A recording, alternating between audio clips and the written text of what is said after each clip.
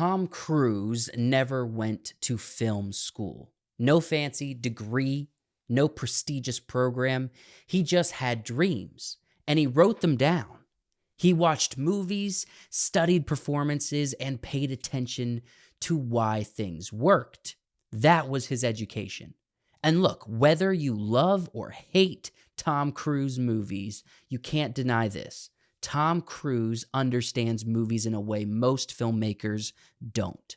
Because he didn't learn from a system. He learned from story, from audience's reaction, from trial and error. And honestly, that's probably why his movies still hit harder than most all of the stuff coming out of Hollywood today. This isn't just about Tom Cruise, it's about a deeper truth creatives forget. You don't need permission to become great. So what does this kind of learning actually look like, and why does it work?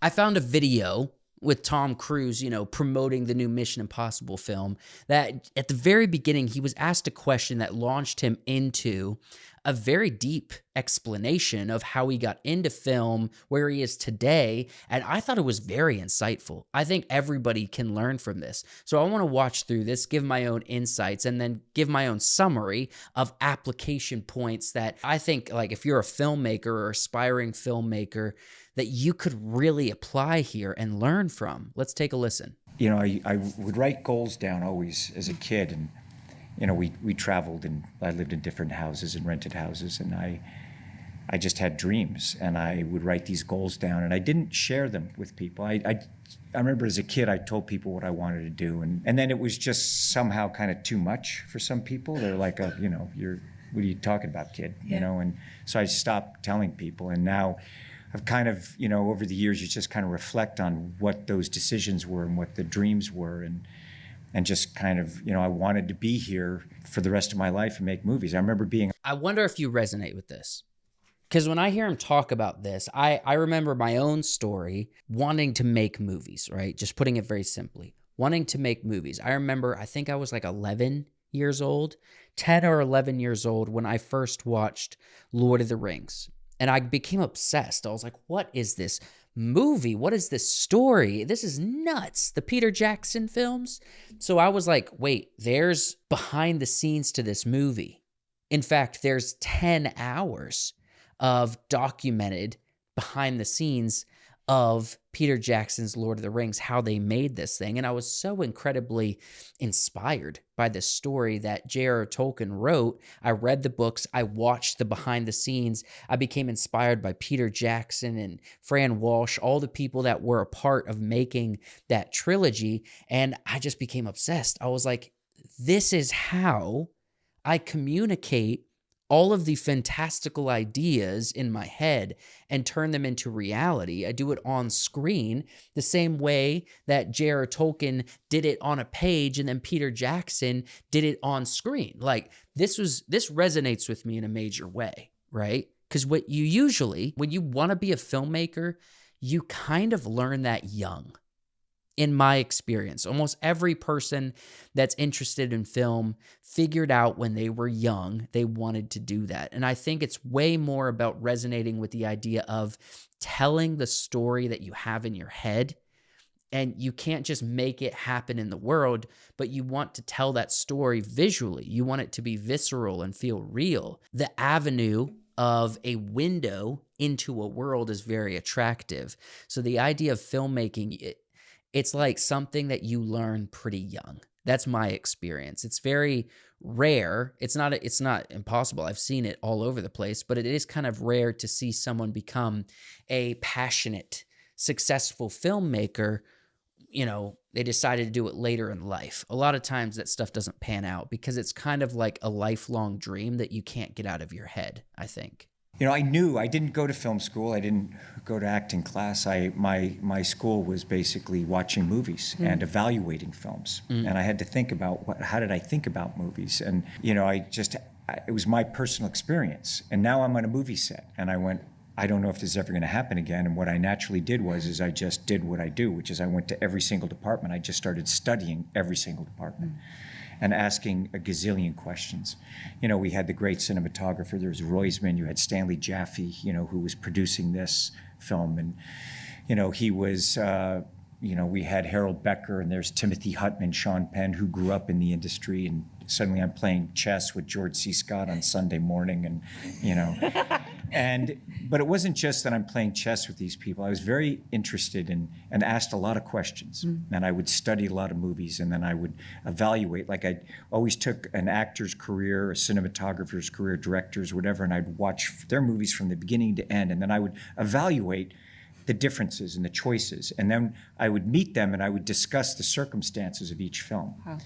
This is one thing that I think is a lot different for filmmakers today, and his own experience is that, yes, it was extremely hard work and really a hustle that he had to do to be able to get on set of these movies, to be able to act in these movies, to just be in proximity to these great filmmakers, and then have the ability to reach out to them, right? And the ability to have conversations with them.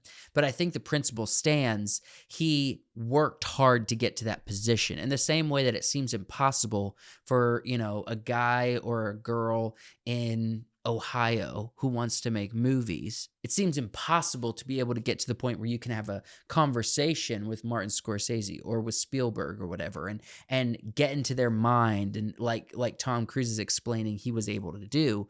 But really the point there is that he worked hard to get into that position. That's what he's not saying here, is that he found himself on a set, but that process of finding himself there was probably very long and difficult and stressful, right? He probably struggled financially for a long time, but it's what he knew he wanted to do. He was in pursuit of his own dream. That was just what I did naturally.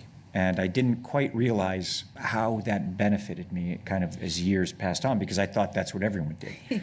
I was there, I just didn't know what else to do. And I thought, I'm laying there, and I remember in Taps, I was in my hotel room, and I was just laying there, and I was so tense, like trying to remember everything and absorb everything. And I'll never forget it. I just started laughing. I said, this is ridiculous. There's no possible way I don't know what I don't know. And it's okay not to know, and just absorb it and just live it and enjoy it and just do the best I can. And that was really the kind of agreement that the statement for myself is just, I'm going to do the best I can every day, and that's all I can do, and I will never take it for granted. I know that this is a privilege to be able to live out something that is, it's not what I do, it's who I am, it's my passion. So with all of that he mentioned, I think there's three main application points that I think any filmmaker can glean from and learn kind of what his secret was, right? The very first thing is, when he was young, he had dreams and he wrote them down, even if they were crazy. He mentioned that people were saying that's too much, like his ambitions, his dreams as a young kid, people didn't want to hear it because it was too much for people to handle. So he kind of kept it to himself. There's probably a little bit of shame there, right? There's probably a lot of self-doubt and a lot of kind of like, well, who do you think you are kind of feelings when you do something like that. But it's super important. There's all kinds of studies that show that if you write a goal down regularly, sometimes every day, just by writing it down, you up your chances by that goal being accomplished. The majority of people that do that practice see that there is an extreme benefit, an extreme, almost unspoken spiritual thing to writing down and solidifying your goals and your dreams. And so that's what I would say. It also is a process of weeding out what's not really a dream and what's just an idea floating in your head. Because when you write something down, you're meditating on it. And when you meditate on it, you start to become, contemplating about what is truly exciting to you and what actually is not. Because sometimes you can get the process of things that get you to your dream mixed in with what your actual dream is.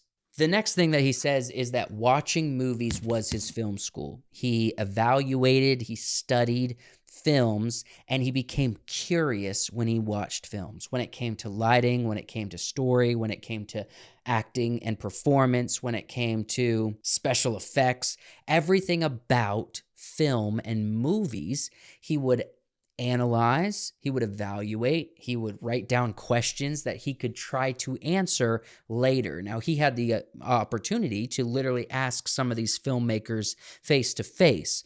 But the real question is, especially on the internet, it's like, how do you evaluate films? Is that a part of your learning process, or do you just turn your mind off? Like, watching movies and evaluating them from a perspective of how did they do that, creating the questions that you want answered and then pursuing the answer of those questions, that's a really big part of learning.